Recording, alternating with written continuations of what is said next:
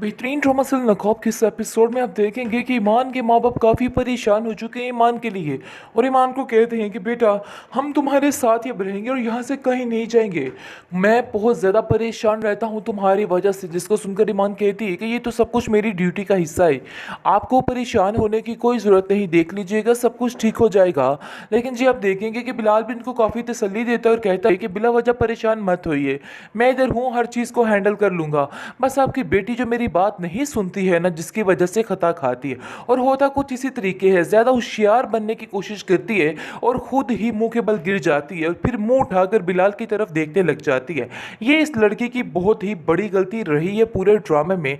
आप देखेंगे कि किस तरीके से वो तैमूर को आंखें निकाल के उसको यहाँ से जाने का कहती है और कहती है कि खबरदार आइंदा से इधर आने की कोशिश भी की। अब ये चीज़ बिल्कुल भी नाकाबिले बर्दाश्त होती जा रही है, बार बार ये तमाशे बिल्कुल भी इधर नाकाबिले बर्दाश्त हो चुके हैं। आगे से आप देखेंगे कि बिलाल कहता है कि अब तुम्हें कुछ भी नहीं बोलना है, बस हर चीज़ को मेरे हवाले कर दो। लेकिन अंदर आने की घर में कोई किसी को इजाज़त नहीं है। अगर यह इंसान घर में आया तो वो गार्ड्स को कह जाता है कि दिक्के मार कर इस इंसान को इस घर से बाहर निकाल दो। यानी कि पूरे तरीके से सख्ती करने की बिलाल कोशिश कर रहा है। लेकिन जी आप देखेंगे कि सख्ती का आखिर क्या फ़ायदा है, वो लोग किसी हद तक भी जा सकते हैं और कुछ भी कर सकते हैं।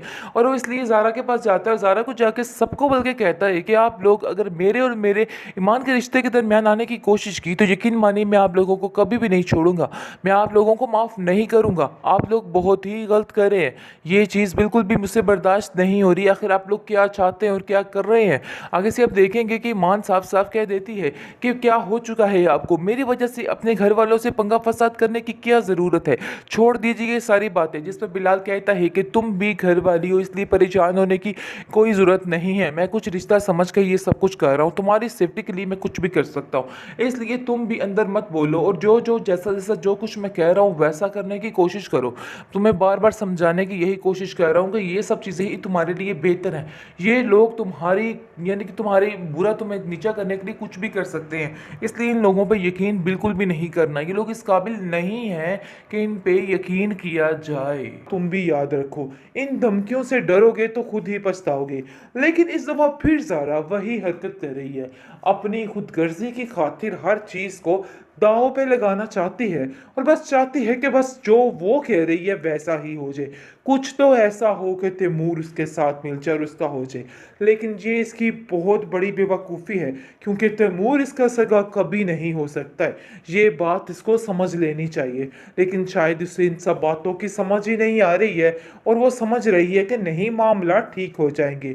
यहाँ कुछ भी ठीक होने वाला नहीं, मामलात बदतर से बदतर ही होते जाएंगे क्योंकि किसी भी तरह से तैमूर इस चीज़ को भूलने वाला नहीं। क्योंकि उसने साफ साफ बिलाल को कह दिया है कि अपने दिमाग को तुम ठीक कर लो और मैं तुम्हें कह रहा हूं कि उसका पीछा छोड़ दो। ऐसा ना हो कि तुम्हारी हर चीज़ को जलाकर राख कर दूं। लेकिन मैं ईमान पर आंच भी बर्दाश्त नहीं कर सकता, ये बात तुम भी बड़े अच्छे तरीके से जानते हो और मैं भी। इसलिए मुझे इन सब चीज़ों में मत उलझाओ। मुझे पता चल चुका है कि तुमने लैला को क्यों छोड़ा था और इसके पीछे असल वजह क्या थी, और आज ये चीज़ बिल्कुल सामने आ गई है। देखो, मैं तुम्हें अभी भी समझाने की कोशिश कर रहा हूँ, मेरे रास्ते में रुकावट मत बनो।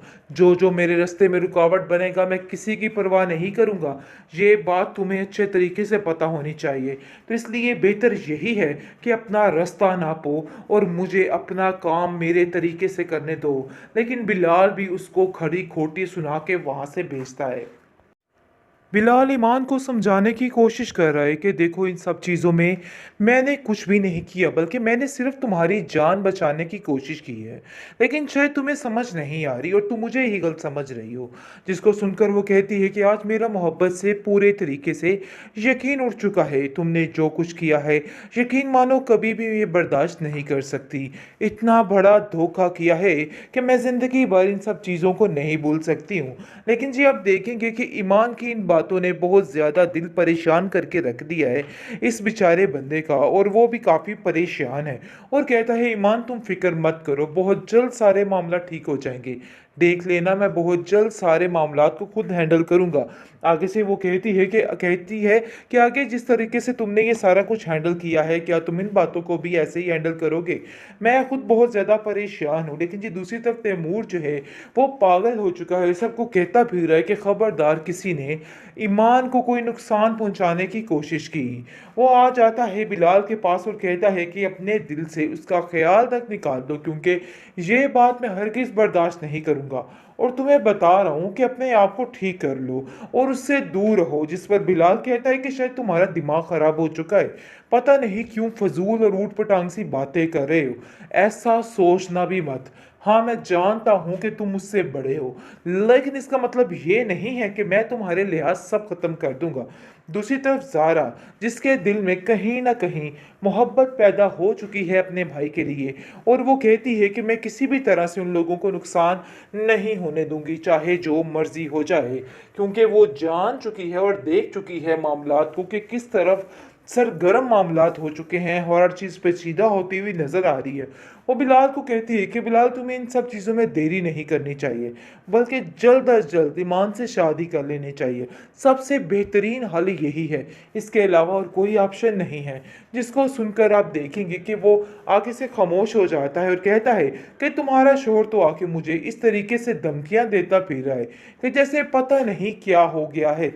आगे से आप देखेंगे कि वो भी उसको साफ साफ कह देती है कि देखो, मेरी बात तुम भी याद रखो, इन धमकियों से डरोगे तो खुद ही पछताओगे।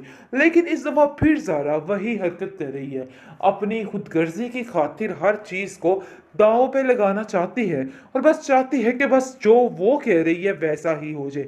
कुछ तो ऐसा हो कि तैमूर उसके साथ मिलकर उसका हो जाए। लेकिन ये इसकी बहुत बड़ी बेवकूफ़ी है, क्योंकि तैमूर इसका सगा कभी नहीं हो सकता है। ये बात इसको समझ लेनी चाहिए, लेकिन शायद उसे इन सब बातों की समझ ही नहीं आ रही है और वो समझ रही है कि नहीं, मामला ठीक हो जाएंगे। यहाँ कुछ भी ठीक होने वाला नहीं, मामलात बदतर से बदतर ही होते जाएंगे, क्योंकि किसी भी तरह से तैमूर इस चीज़ को भूलने वाला नहीं। क्योंकि उसने साफ साफ बिलाल को कह दिया है कि अपने दिमाग को तुम ठीक कर लो और मैं तुम्हें कह रहा हूं कि उसका पीछा छोड़ दो। ऐसा ना हो कि तुम्हारी हर चीज़ को जलाकर राख कर दूं। लेकिन मैं ईमान पर आँच भी बर्दाश्त नहीं कर सकता। ये बात तुम भी बड़े अच्छे तरीके से जानते हो और मैं भी। इसलिए मुझे इन सब चीज़ों में मत उलझाओ। मुझे पता चल चुका है कि तुमने लैला को क्यों छोड़ा था और इसके पीछे असल वजह क्या थी, और आज ये चीज़ बिल्कुल सामने आ गई है। देखो, मैं तुम्हें अभी भी समझाने की कोशिश कर रहा हूँ, मेरे रास्ते में रुकावट मत बनो। जो जो मेरे रास्ते में रुकावट बनेगा मैं किसी की परवाह नहीं करूँगा। ये बात तुम्हें अच्छे तरीके से पता होनी चाहिए। तो इसलिए बेहतर यही है कि अपना रास्ता नापो और मुझे अपना काम मेरे तरीके से करने दो। लेकिन बिलाल भी उसको खड़ी खोटी सुना के वहाँ से भेजता है।